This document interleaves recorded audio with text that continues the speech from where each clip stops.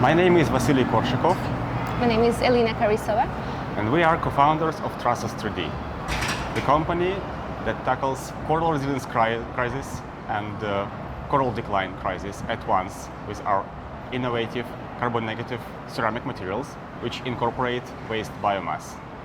We help coastal communities grow and regenerate marine ecosystems.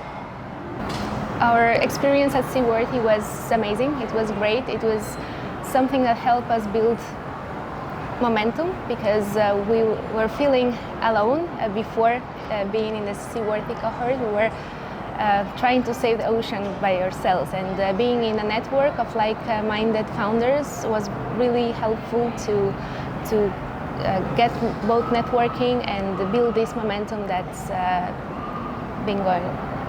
Yes, Seaworthy team was really supportive along the way.